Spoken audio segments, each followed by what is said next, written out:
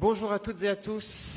Merci beaucoup de nous avoir rejoints au Quai d'Orsay cet après-midi.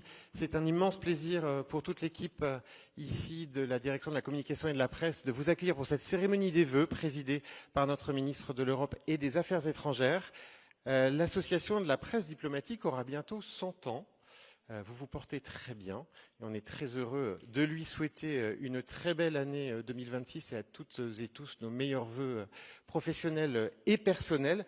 On vous voit tout au long de l'année sous différents formats, en conférences de presse, en on, en off, en deep background. Aujourd'hui, c'est à la fois de manière très officielle mais aussi festive. Et je voudrais inviter à me rejoindre sur scène Jean-Marc Four, président de l'Association de la presse diplomatique française, pour nous dire quelques mots.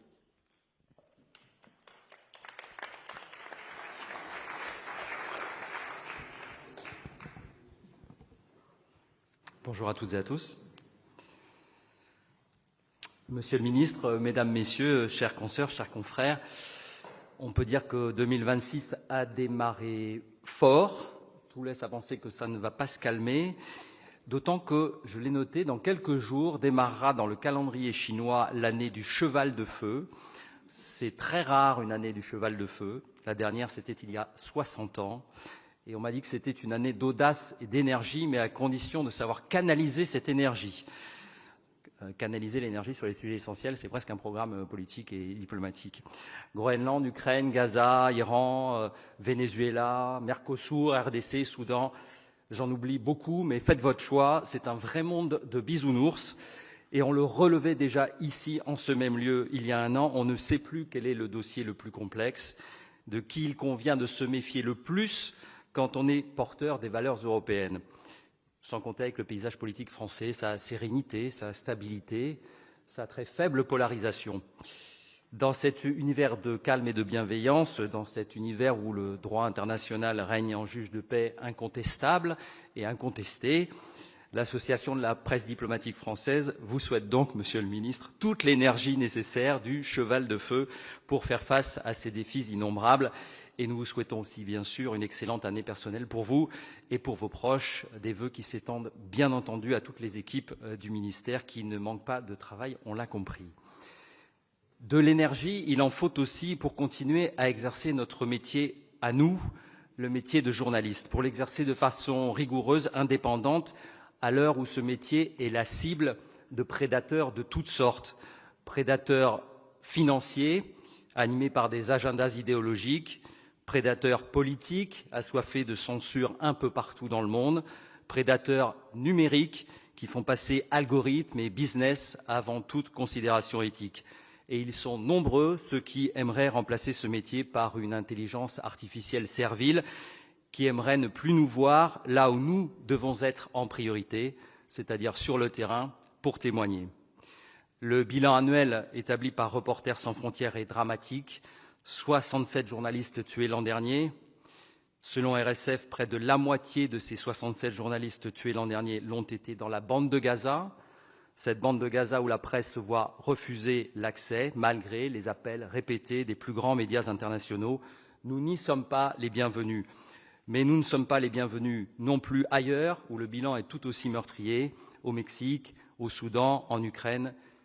Et quand je pense à l'Ukraine, évidemment, nous pensons tous à notre confrère photoreporter Anthony Lalican, tué par un drone russe à l'automne dernier. Il avait 37 ans.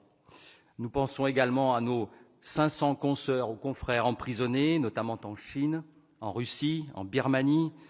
Et nos pensées vont alors à notre confrère Christophe Glaise, détenu en Algérie, vous le savez, depuis juin dernier. Et notre solidarité est totale pour demander sa libération. Bref, nous sommes des cibles.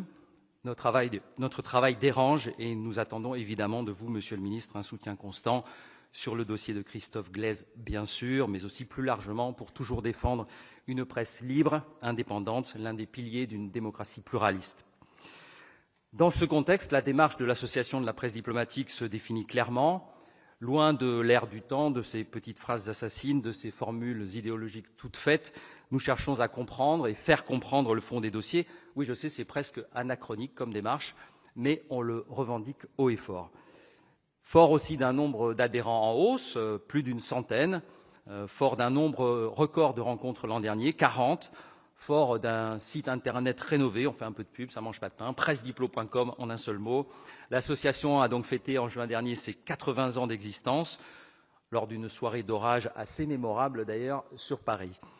Et puis nous pouvons nous enorgueillir, je crois, d'un certain dynamisme, que les 15 membres du comité de l'association soient ici remerciés pour toute leur énergie déployée. Ce dynamisme, il passe aussi par la constance, la fluidité des échanges avec le Quai d'Orsay, et notamment les équipes de communication du ministère qui sont ici présentes, Pauline Wiener bien sûr, et toutes les équipes autour d'Emmanuel Lebrun-Damien, Pascal Confavreux, Glenn Salic. Les 8 rencontres organisées avec autant d'ambassadeurs et ambassadrices lors de la récente conférence de janvier dernier constituent le témoignage le plus récent de cette interface d'échange. Et nous vous remercions aussi, Monsieur le Ministre, de vous rendre personnellement disponible pour des rencontres régulières avec les membres de l'association, aujourd'hui encore à quelques heures d'un déplacement en Turquie. Cela dit, vous le savez bien, les journalistes, par principe, ne sont jamais rassasiés, donc nous sommes toujours demandeurs d'un accès le plus large, le plus transparent à l'information, avec toutes les équipes du ministère, du cabinet, aux directions du Quai, en passant par les ambassadeurs en poste, puisque chercher l'accès à l'information, c'est notre raison d'être. Un bel exemple du dynamisme de l'association, et j'en finis par là, puisque c'est également ce qui nous réunit aujourd'hui, c'est le prix annuel de l'association. Il y avait près de 30 candidatures cette année, un record là encore, une grande diversité et une grande qualité d'enquêtes et de reportages, de Gaza au Groenland, en passant par le Yémen, l'Ukraine, la Corée. On ne va pas trahir les délibérations du jury, mais je peux vous dire que le choix n'était pas facile parce que le niveau des candidatures était relevé. Notre choix s'est donc porté sur un reportage remarquable avec des images et des témoignages de grande qualité et un reportage qui se penche sur un conflit trop peu traité par les médias, même si quelques-uns, je pense notamment à ma chère RFI, ne l'oublient pas. Ce conflit, c'est le Soudan, qui est un pays, on le sait, difficile d'accès, et c'est l'occasion aussi pour l'association d'attirer l'attention sur ce pays. Donc ce reportage, c'est celui de Marc de Chalvon et Fabien Lemoal, grands reporters à France Télévisions, reportage baptisé « Soudan dans Khartoum dévasté », qui a été diffusé en mai dernier dans le journal de 20h de France 2, et qui est donc le prix 2025 de l'Association diplomatique française. On peut les applaudir, oui.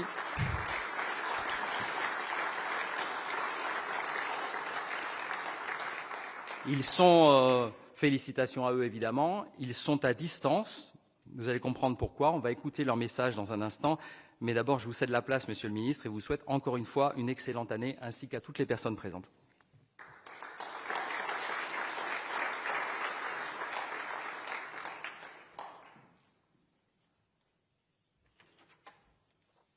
Merci beaucoup, Monsieur le Président et chers amis. Bienvenue au Quai d'Orsay, cette maison que vous connaissez bien. Et c'est vrai que l'année 2026 a commencé depuis 26 jours et que nous n'avons pas manqué d'activité. Je ne sais pas si c'est notre activité qui est indexée sur la vôtre, que c'est la réciproque qui est vraie, mais on aura, je crois, fait mentir les diplomates qui, en chaque début d'année, ont tendance à dire que lorsqu'ils entendent les uns dire que c'est l'année la plus intense, le début d'année le plus intense qu'on ait jamais connu, accueillir ce type d'affirmation avec un peu de, je dirais, de flegme, en disant que c'est toujours un peu comme ça au Quai d'Orsay, mais je dois dire que les 26 premiers jours de l'année ont été particulièrement denses. Et je ne reviendrai pas sur l'analyse qui est la nôtre de la brutalisation du monde telle que nous la voyons se dérouler sous nos yeux. Le président de la République s'est exprimé à Davos, et ses propos d'ailleurs ont fait le tour du monde et des réseaux sociaux. Et quant à moi, j'ai eu l'occasion de m'exprimer longuement devant les ambassadrices et les ambassadeurs réunis la première semaine de janvier pour notre 31e conférence, et plus récemment devant l'Académie des sciences morales et politiques, pour en quelque sorte rappeler ce que sont les enjeux et redire au fond que cet eurogaullisme que nous avons défendu depuis bientôt 9 ans trouve aujourd'hui sa pleine justification. L'enjeu pour nous, bien sûr, c'est d'amener nos partenaires européens à se rallier, pour ceux qui ne l'ont pas encore fait, à ces idées fortes qui paraissent désormais de plus en plus incontournables. Cette brutalisation du monde, vous l'avez rappelé, Monsieur le Président, elle n'épargne pas les journalistes qui, comme les agents de ce ministère, se trouvent en première ligne des grandes convulsions du monde. Et je veux à mon tour, comme vous l'avez fait, rendre hommage à celles et ceux qui, parmi vos confrères et vos consoeurs, ont perdu la vie l'année dernière, 67, vous l'avez rappelé, dont la moitié à Gaza, et en particulier Anthony Lalican en Ukraine, qui, alors même qu'il portait le gilet presse, a été pris pour cible par un drone russe, ce qui est absolument insupportable, absolument intolérable, et que nous condamnons avec la plus grande fermeté. Une pensée, comme vous l'avez exprimé, pour celles et ceux de vos confrères et de vos consoeurs qui, dans l'exercice de leur mission, ont été emprisonnés, sont aujourd'hui détenus, et en particulier une pensée pour notre compatriote Christophe Glaise, en remerciant RSF pour l'action qui est menée au service de vos confrères et de vos consoeurs détenus, mais aussi en soutien à leurs familles qui sont bien souvent tout à fait démunies s'agissant des bons gestes, des bonnes paroles à trouver pour plaider la cause d'un fils, d'une fille, d'un frère ou d'une sœur. Et dans ce monde qui se durcit, malgré les conséquences que cela peut entraîner sur l'exercice de la mission ou de la vocation de journaliste, eh bien, la presse joue un rôle chaque année un peu plus important. Un peu plus important d'abord pour ouvrir les yeux de nos compatriotes sur la réalité du monde tel qu'il est. Et je veux à mon tour rendre un hommage collectif, mais aussi un hommage ciblé à Marc de Chalvron et Fabien Lemoal pour ce reportage qui a permis, en quelque sorte, au public français d'entrer avec eux dans Khartoum et de constater l'étendue de l'horreur. De percevoir que c'est au Soudan que se déroule la crise humanitaire la plus grave du monde et qu'il serait désastreux que nous parvenions le 15 avril 2026 au 3e anniversaire de ce conflit sanglant.